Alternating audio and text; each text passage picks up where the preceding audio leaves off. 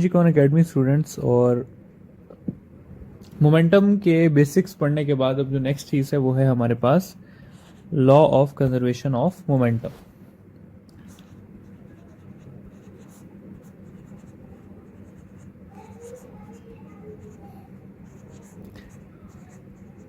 एक बहुत easy topic, लेकिन एमडी कैट के पॉइंट ऑफ व्यू से काफ़ी इंपॉर्टेंट टॉपिक है। ठीक है, कंजर्वेशन ऑफ मोमेंटम की डेफिनेशन वही जो हम एफएससी में पढ़ते आए हैं कि मोमेंटम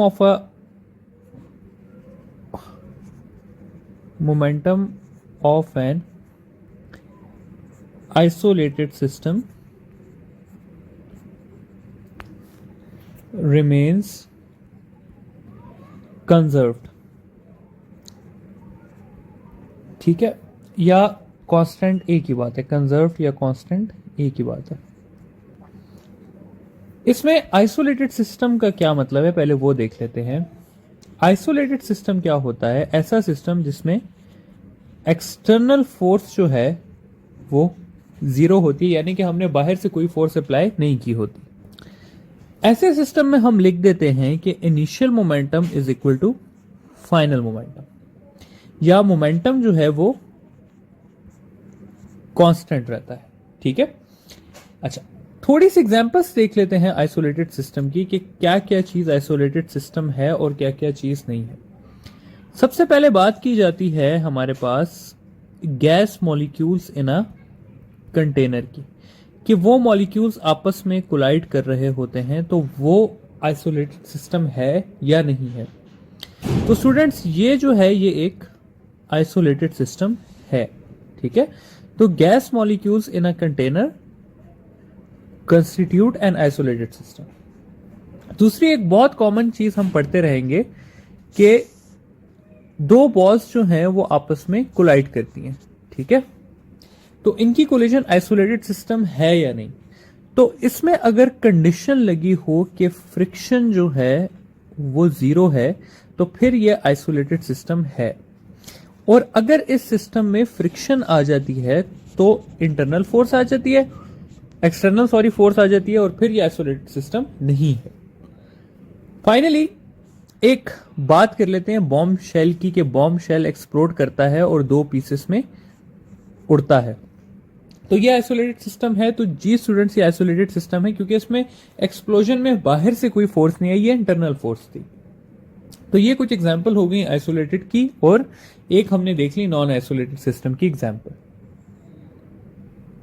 आगे जो है हम आते हैं जी बेसिक से स्टार्ट करते हैं और थोड़ी मुश्किल चीजों की तरफ जाते हैं। ठीक है, बेसिक एक इक्वेशन है हमारे पास, उसको सबसे पहले डिस्कस करना जरूरी है।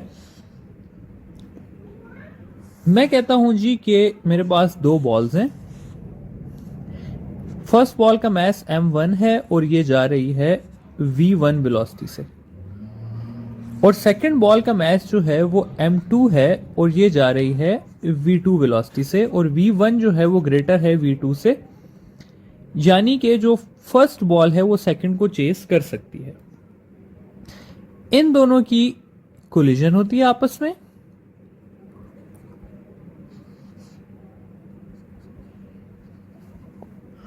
और ये मूव करने लग जाते हैं v1 डैश से, और m2 मूव करने लग जाता है v2 डैश से। ठीक है, तो यहां पर जो एब्रीविएशंस मैंने यूज की हैं उसमें मेरे पास m1 जो है वो मास ऑफ फर्स्ट बॉडी है, जो m2 है वो है मास ऑफ सेकंड बॉडी, जो v1 और v2 हैं वो हैं वेलोसिटीज बिफोर कोलिजन की, और जो v1 डैश और v2 डैश है वो है वेलोसिटीज आफ्टर कोलिजन की। और स्टूडेंट्स आगे भी मैं जहां पर v1 डैश या v2 डैश यूज करूंगा तो वो मेरा आफ्टर कोलिजन होगा। ठीक है, तो मैंने अभी आप लोगों को इससे लिखवा दिया कि आगे आने वाले टॉपिक्स में जब मैं ये सिंबल्स यूज करूं तो आपको पता होगा किस सिंबल का क्या मतलब है। अच्छा, अब law of conservation of momentum के मुताबिक ये एक आइसोलेटेड सिस्टम है, क्योंकि इधर मैंने फ्रिक्शन जीरो कंसिडर किया, ठीक है। आइसोलेटेड सिस्टम के मुताबिक इनिशियल मोमेंटम जो है वो फाइनल मोमेंटम के इक्वल होता है, ठीक है। इस वजह से मैं लिख सकता हूं कि m1v1 plus m2v2 is equal to m1v1 dash plus m2v2 dash, ठीक है। अब ये एक इक्वेशन है जिससे हमारे पास एमसीक्यूज आ सकते हैं, लेकिन इतने आते नहीं हैं। मैंने पर्सनली इस इक्वेशन से एमसीक्यूज काफी कम आते देखे। और ये जो कोलिजन वाली सारे जो हमारे पास एमसीक्यूज वगैरह हैं, ये हम क्लियर करेंगे इलास्टिक कोलिजन में, ठीक है। लेकिन इससे हमारे पास सवाल आ क्या सकते हैं उनको देखते हैं, ठीक है। शुरू करते हैं सबसे पहले अपने पहले सिनेरियो से, जो कि है रॉकेट का फिनोमेना, ठीक है। तो रॉकेट से स्टार्ट करते हैं। अच्छा जी, रॉकेट इस तरह से होता है कि एक अगर रॉकेट है, ठीक है, तो वो गैसेस प्रोपेल करता है, ठीक है। वो क्या करेगा कि गैसेस को प्रोपेल करेगा डाउनवर्ड, यहां से गैसेस आएंगी और ये उसके रिजल्ट में ऊपर जाएगा, ठीक है। तो जितने मोमेंटम से गैसेस नीचे आएंगी उतने ही मोमेंटम से रॉकेट क्या करेगा, ऊपर की तरफ जाएगा, ठीक है। अगर मैं सिस्टम का इनिशियल मोमेंटम ले लूं तो इनिशियल मोमेंटम जो है वो इक्वल होगा फाइनल के। इनिशियल मोमेंटम जो है वो है 0, ठीक है। और फाइनल मोमेंटम जो होगा वो होगा P of rocket plus P of gases. लेकिन इसको मैं यहां पर माइनस करूंगा क्योंकि दोनों ऑपोजिट डायरेक्शन में जा रहे हैं, ठीक है। या मैं लिख सकता हूं कि momentum of rocket is equal to momentum of gases. इसको मैं फर्दर इस तरह से लिख सकता हूं कि mass of rocket into velocity of rocket is equal to velocity of gases into mass of gases. अब इन चारों चीजों में से जो चीज आपसे ज्यादातर पूछी जाती है होती है वेलोसिटी ऑफ रॉकेट, ठीक है, कि वेलोसिटी ऑफ रॉकेट कितनी होगी। तो वेलोसिटी ऑफ रॉकेट की इक्वेशन आपके पास आ जाएगी मास of gases into velocity of gases divided by mass of rocket, ठीक है। तो इतनी वेलोसिटी से क्या होगा, रॉकेट हमारे पास ऊपर की तरफ जाएगा। तो ये है हमारे पास रॉकेट की कहानी, ठीक है। रॉकेट के अलावा अगली जो चीज आ सकती है वो आ सकती है आपसे रिकॉइल ऑफ गन की, कि गन के रिकॉइल की वेलोसिटी बता दें। तो गन के रिकॉइल की वेलोसिटी फाइंड करने के लिए क्या है कि गन जो है एक,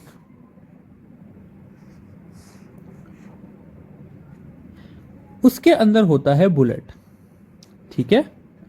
और इन दोनों का इनिशियल मोमेंटम होता है 0, ठीक है।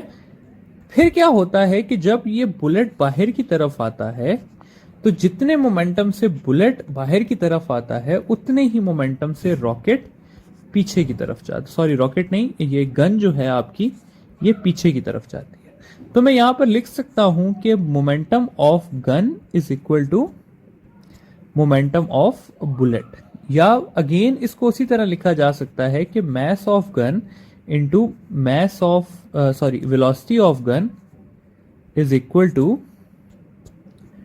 मास of bullet into velocity of bullet. अब इसमें जो चीज आपसे पूछी जाती है वो लिखा होता है कि फाइंड द रिकॉइल वेलोसिटी। अब इसमें से रिकॉइल वेलोसिटी कौन सी है, तो स्टूडेंट्स वेलोसिटी ऑफ गन, यानी कि जितनी वेलोसिटी से गन पीछे की तरफ आती है उसको हम कहते हैं रिकॉइल वेलोसिटी। तो वेलोसिटी ऑफ गन की इक्वेशन कुछ इस तरह से आ जाएगी कि mass of bullet into velocity of bullet divided by mass of gun, ठीक है। तो ये हो गया हमारे पास क्या, रिकॉइल वेलोसिटी। अगली चीज पे जाते हैं, देखते हैं। तो वो कुछ सवाल इस तरह का होता है कि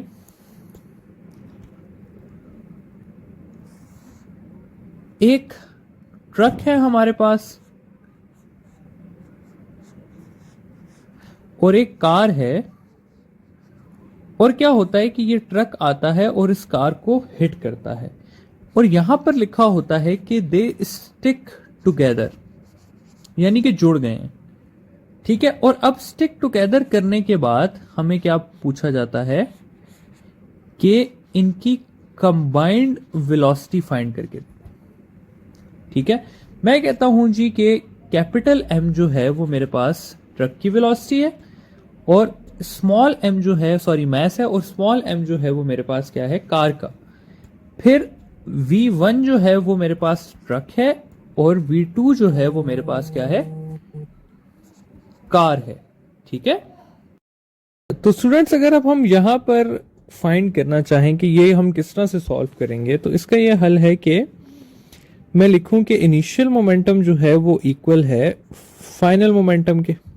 ठीक है, अब अगर मैं इनिशियल मोमेंटम देखूं तो इनिशियल मोमेंटम में हमारे पास दो चीजें हैं। सबसे पहली जो चीज है वो क्या है, ट्रक का मोमेंटम है, और साथ जो है वो है हमारे पास कार का मोमेंटम। ठीक है, और इसके बाद क्या हुआ है कि ट्रक और कार स्टिक हो गए हैं। तो मैं इस तरह से लिख सकता हूं कि ट्रक का मैस और कार का मैस इकट्ठा हो गए हैं, और हमारे पास एक कंबाइंड वेलोसिटी आ गई है जिसको मैं v से लिख देता हूं। ठीक है, तो अब अगर मुझे कंबाइंड वेलोसिटी फाइंड करनी है तो उसकी इक्वेशन कुछ इस तरह से बन जाएगी कि m1 capital M v1 plus m v2 divided by m plus m। ठीक है, तो यह आ जाएगी मेरे पास कंबाइंड वेलोसिटी। अब इसमें ना स्टूडेंट्स थोड़ा सा चेंज आ सकता है अगर ये सवाल इस तरह से आ जाए। सेम यही सवाल होगा, सिर्फ फर्क ये होगा कि यहां पर कार जो है वो टूवर्ड्स ट्रक मूव कर रही होगी। तब क्या होगा, तब ये होगा स्टूडेंट्स कि आपकी इक्वेशन कुछ चेंज होके इस तरह से हो जाएगी कि m1 v1 प्लस m2 और v के साथ लग जाएगा माइनस। क्यों माइनस लग जाएगा, क्योंकि वो दोनों ऑपोजिट डायरेक्शन में मूव कर रहे हैं। ठीक है, तो जब माइनस लग जाएगा तो ये इक्वेशन कुछ इस तरह से चेंज हो जाएगी कि m1 v1 minus m2 v2 is equal to m plus m into v, और v हो जाएगा m v1 minus m v2 divided by m plus m हो जाएगा। ठीक है, तो ये इसकी दो वेरिएशंस हैं जो मैंने कहा आप लोगों को बता दूं। तो कॉमनली यही देखा गया है कि इन्हीं सवालों में से सवाल आ रहे होते हैं law of conservation of momentum के। ठीक है,